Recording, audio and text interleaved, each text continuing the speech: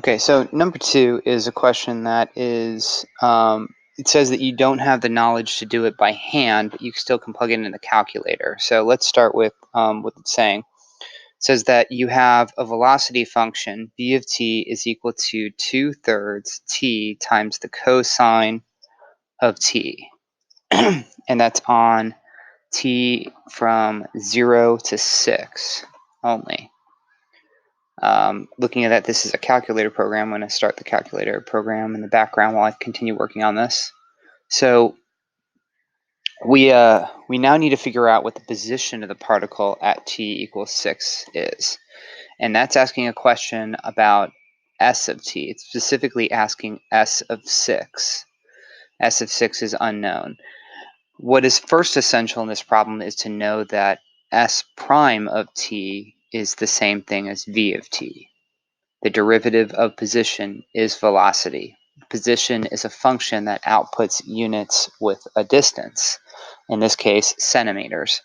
And velocity outputs centimeters per second. So the derivative of centimeters should be centimeters per second, which is the same units as velocity. The other piece that you really need to know refers to that most important formula in all of calculus, the one that I mentioned was on the BC exam this year and last year and the year before and basically every year. And it's this function. The function that s of t is equal to s of some other location that we'll call a plus the integral from a to t of the derivative of s, which in this case is v. And I'm just going to use a different variable, v of x dx. This looks confusing for a second, so let's go down to specifics here. What I know is that it says the position of the particle at time 0, s of 0, is equal to -5. So it gives you position at a specific point, and it also gives you a velocity function. This is your big clue that you're going to be using this most important formula. So let's get more specific. S of t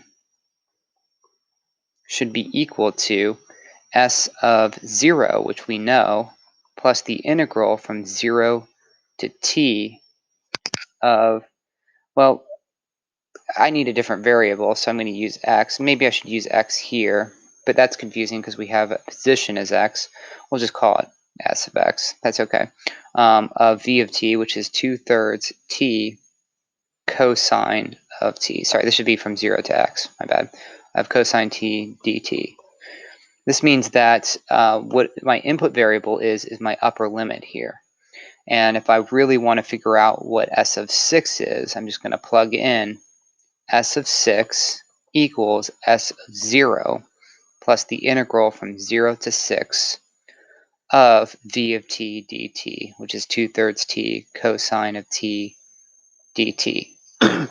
So that's the first thing you're going to plug in your calculator to figure out what s of 6 is, and that would be for part A. When I plug that in, now that this is up, I'm going to get, let's check the top right and make sure we're in radians mode. If we are in degrees mode, this will not work. Then I need to figure out s of 0, which is -5, plus the integral. So let's pull up the integral symbol from 0 to 6 of the function, which is 2/3 times, I'm being careful typing this out on the calculator here, times v of, well, it doesn't necessarily matter what input variable. I'm going to use x here, but you can use t. In fact, let's just use t because that's what the book uses. So times, or not the book, the worksheet, times the cosine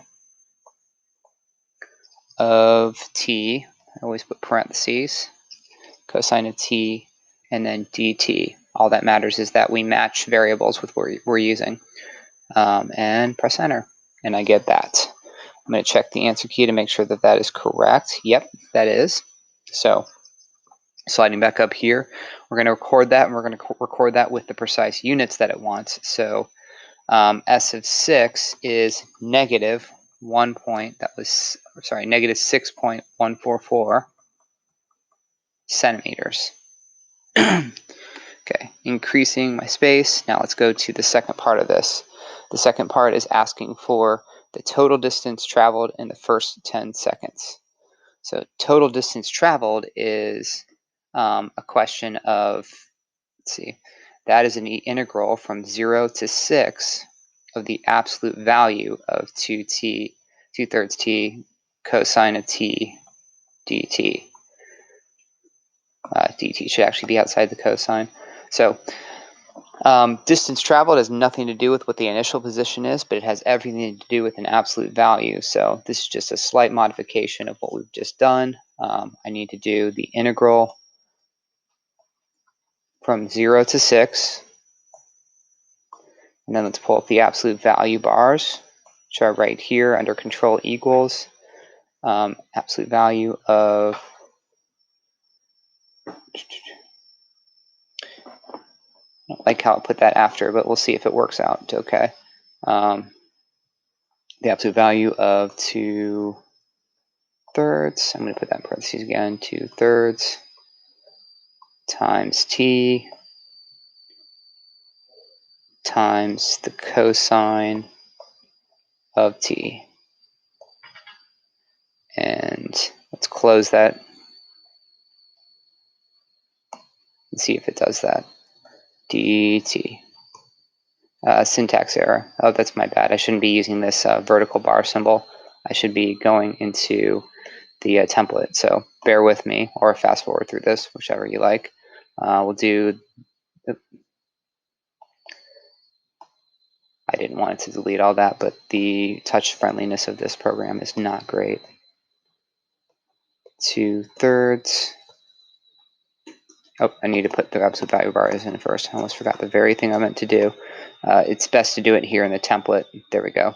Absolute value 2/3 times the cosine of t, or sorry, times t, then times the cosine of t dt. There we go. And that matches what we're supposed to have, 7.233 centimeters. So you would just report that as 7.233 centimeters.